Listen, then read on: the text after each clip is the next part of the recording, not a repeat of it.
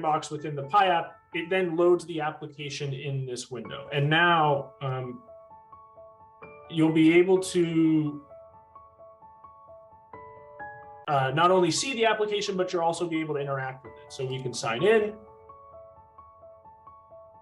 can see I'm signed in now, and then I can process a payment. And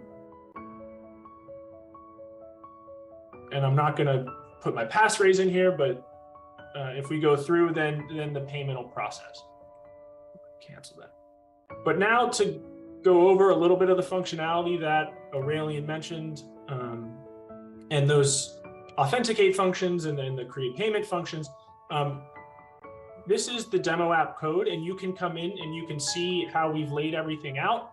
Or, as I said earlier, you can use it as a boilerplate. So the first step to integrating the SDK in any of your applications is going to be to plug in a few script tags into your index.html file. And so that's here, line 43, I'm going to highlight it to 54. So the first script tag, which is here on line 44, this is the URL that connects to our SDK. And then you also have to call this PyInit function. And what the PyInit function does is that is going to tell us what version of the SDK do you want to connect to. This will make it backwards compatible should we make any updates to it in the future. And then also it has this sandbox flag. And the sandbox flag is what I just showed you in that when you when you set the sandbox Boolean to true, it is going to deploy into the sandbox mode, which means you can access it on your local environment.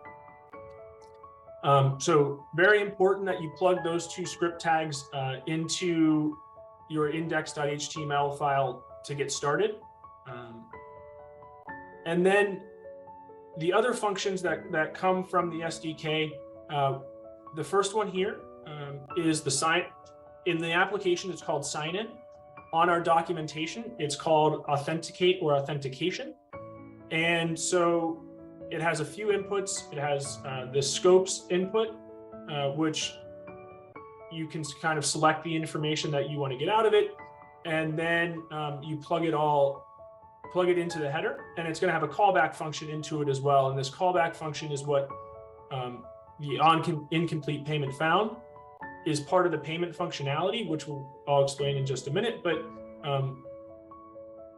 you're going to call this authenticate function, and that's going to be what gets that access token, which gets you the user information.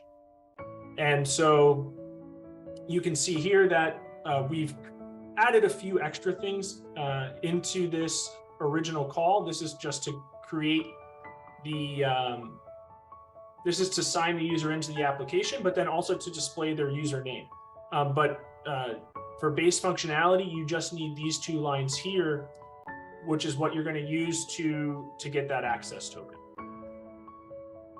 And so once your user signed in, now you want to process a payment.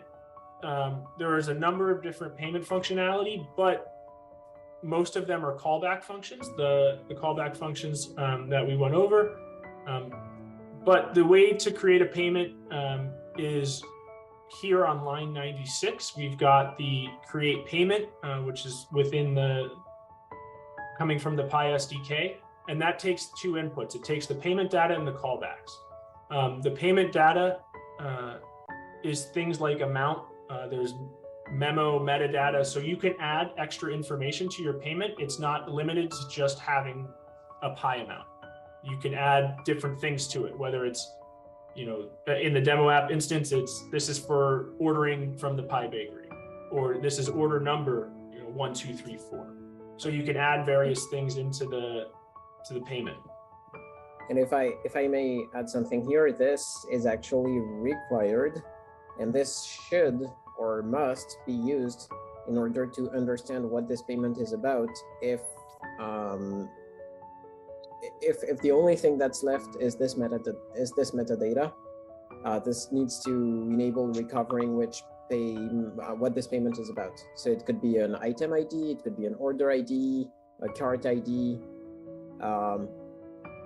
an NFT, an NFT ID that this user is about to buy. It can be pretty much anything, but it has to be able to, it has to enable recovering what this user was paying for.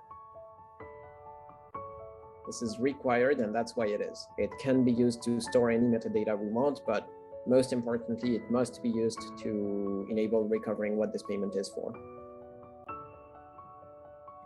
And so likewise, the callbacks are also required. The callbacks are what enables the process, the payment process, to move along. So as Aurelian was saying in the payment explanation, once you send this create payment function, then everything else is kind of handled asynchronously as it comes through. And so these callback functions are all the functionality to handle the various steps within the payment process. And you'll see here, they have very similar names to what was used. So on ready for server approval, this is that server side approval. This is that first part of creating a payment. Then we have on ready for server completion, which is the second part, which was the server side completion, payment completion functionality. And each callback function is defined just below on these parts here.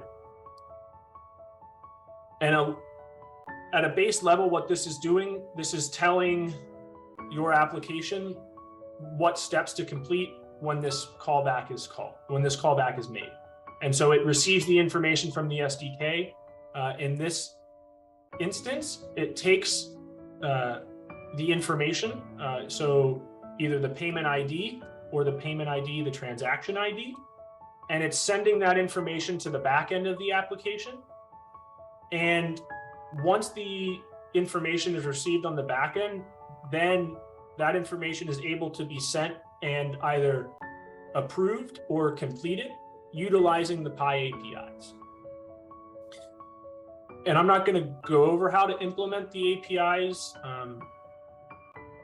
in this step. They're laid out on our information online, but they are a REST API, which utilizing an API key, you can call the endpoint, pass in the information that is requested, and it'll complete that step of the transaction. And so this is all of the code on the front end required to process a transaction and integrate with the SDK.